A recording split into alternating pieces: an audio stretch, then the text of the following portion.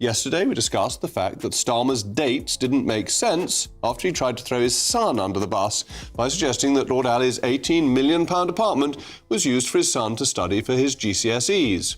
We also discussed the fact that the apartment was used for Starmer's COVID broadcast. Keir Starmer, the Labour leader who once symbolised integrity, has just taken a massive hit. A shocking video has surfaced, igniting rumours and raising serious questions about his personal life and political relationships.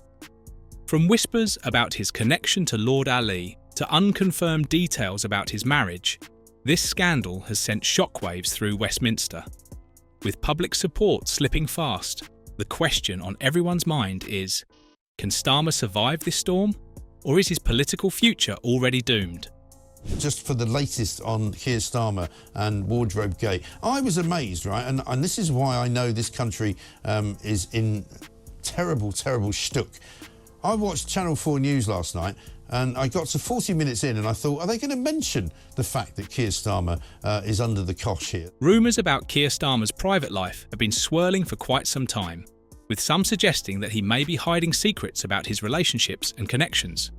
At the centre of this speculation is his close association with Lord Wahid Ali, an openly gay member of the House of Lords. This connection has led to whispers about Starmer's sexuality, with some questioning if there's more to their relationship than meets the eye. It's important to note that these are just rumours and unverified claims, but in the fast-paced world of politics, rumours can often take on a life of their own, regardless of the truth. You know, Midsummer Night's Dream, Yeah. all that. It's a sort of... It's kind of British, isn't it? British. It It's is a sort of- British, whatever he may think. Yes, and it's sort of... I don't understand what... Is there some sort of subliminal Maybe it's message just replacing every portrait with Lord Ali.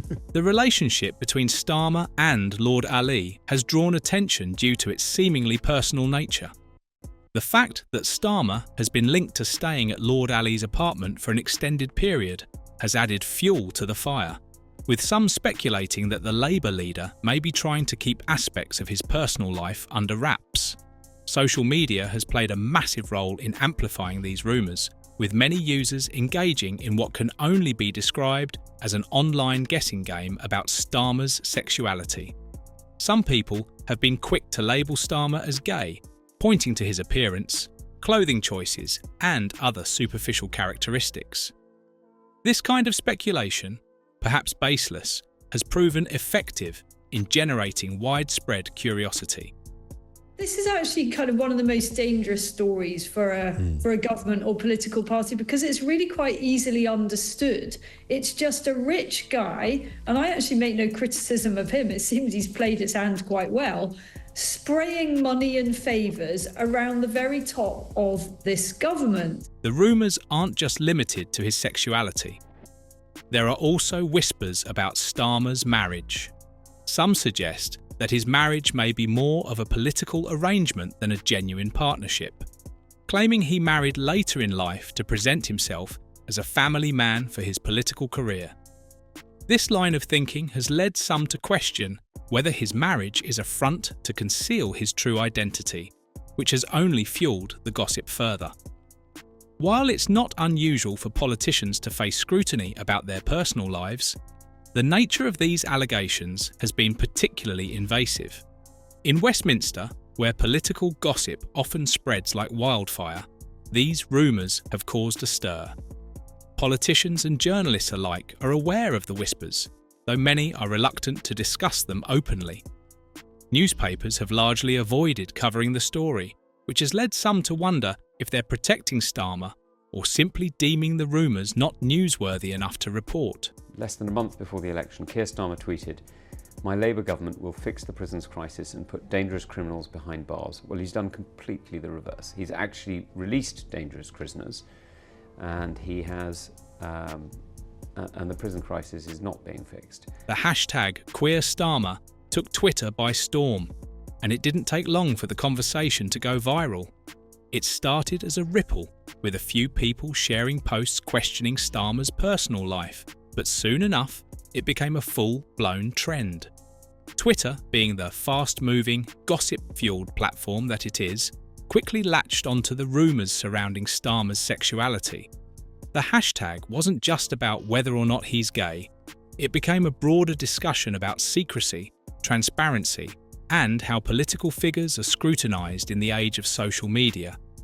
It's a perfect example of how quickly a rumour can snowball into a viral sensation, regardless of the facts behind it. People on Twitter were quick to speculate, analyse, and offer their 2 cents on the situation. For some, the hashtag was a chance to dig deeper into the rumours, while others used it as an opportunity to poke fun at Starmer's perceived secrecy. Memes, sarcastic comments, and heated debates followed, with some users questioning why it even mattered. After all, in today's world, should a politician's sexuality be anyone's business? But that didn't stop the online frenzy. For better or worse, social media has a way of turning even the smallest whisper into a trending topic, and Starmer found himself right at the centre of it. What made this trend particularly interesting was how it tapped into larger conversations about political transparency. The fact that Starmer has kept certain aspects of his personal life private only seemed to add fuel to the fire. Twitter users began to demand answers, not just about his personal life, but about whether his secrecy reflected something more about his leadership style. The phrase, "What is he hiding?"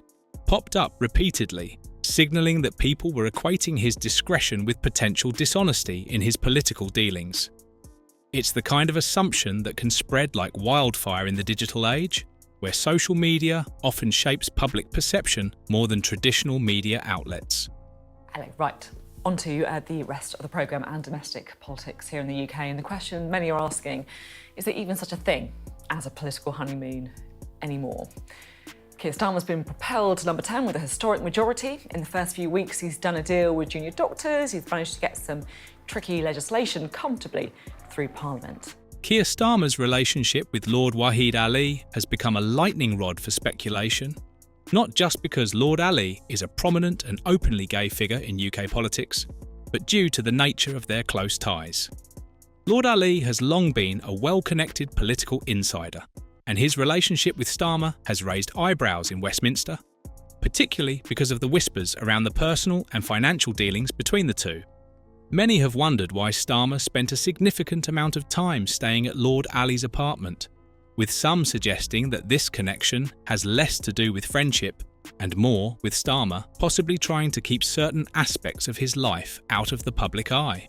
This is someone who's been very involved in politics. It's someone who's a member of the House of Lords. It is not someone who's just off the street or in any way inappropriate. And it seems like really a lot of fuss over not very much. For those familiar with Westminster's political circles, Lord Ali's influence is no small matter. He is a highly respected figure with strong connections, and his backing of Starmer adds weight to the rumours.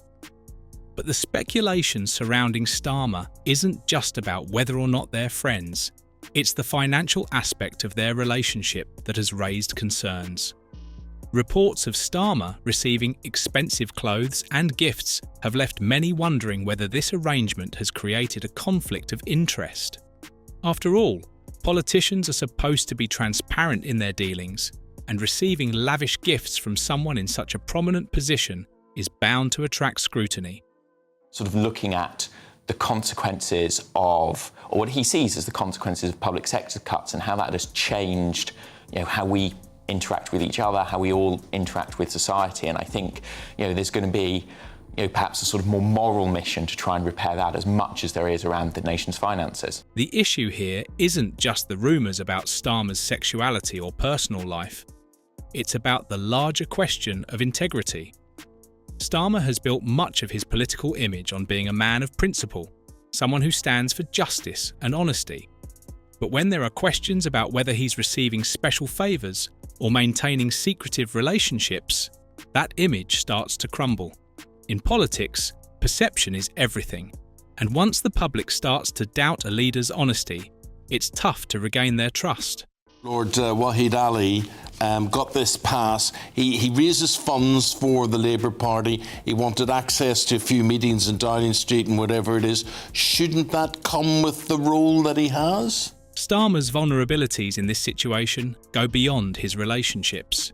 His ability to lead the Labour Party has always been rooted in the idea that he's a break from the past, someone who's clean, who doesn't engage in the cronyism or backroom deals that people associate with traditional politics.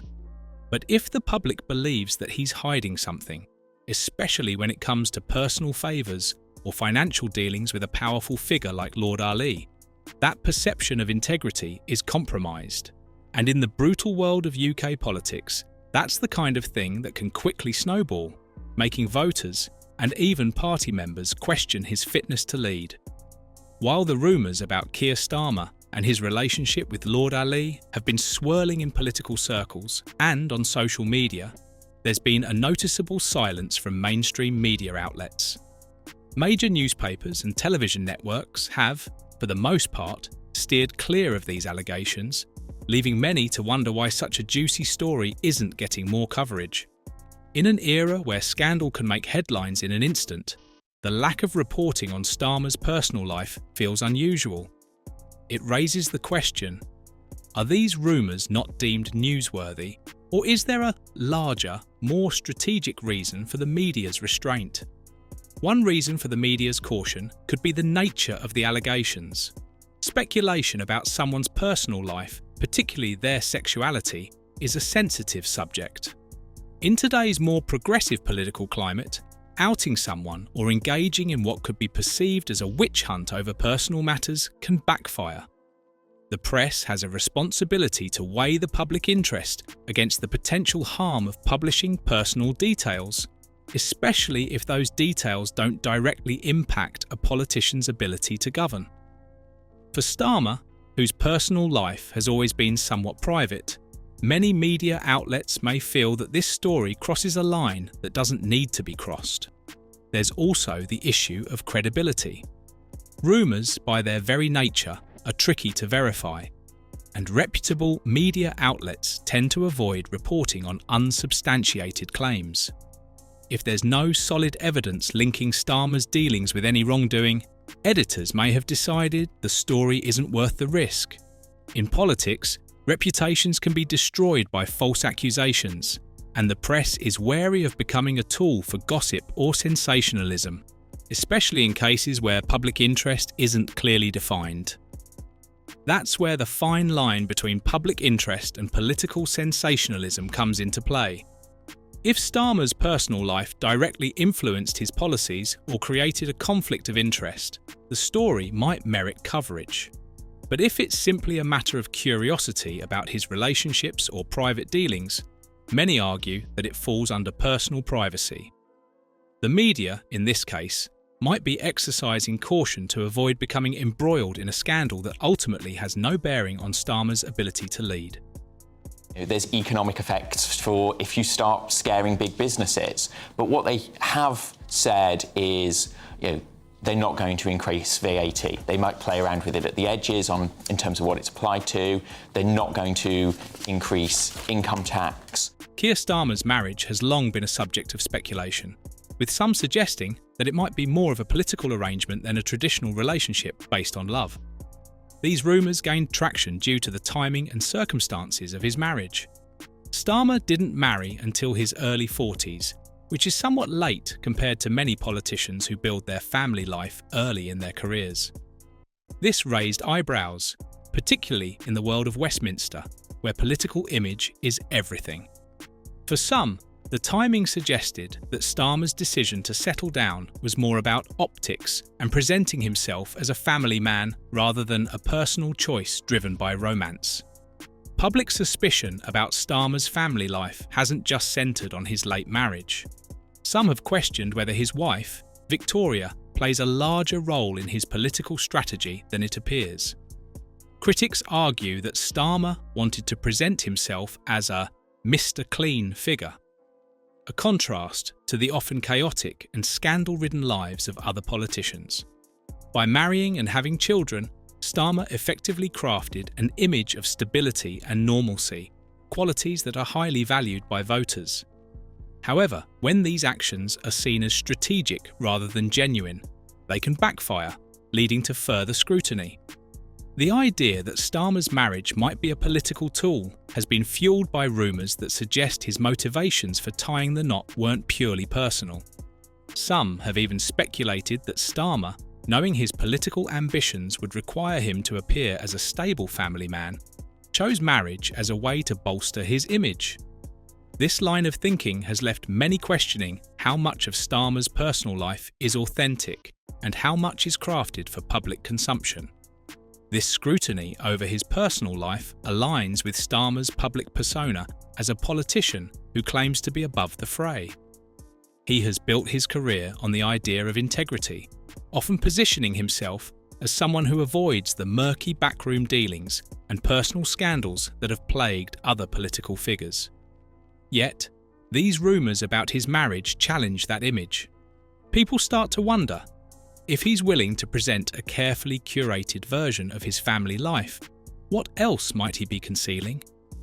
While there's no concrete evidence to suggest that his marriage is anything other than genuine, the speculation alone has raised questions about the authenticity of Starmer's Mr. Clean persona. And in the world of politics, perception often matters more than the truth.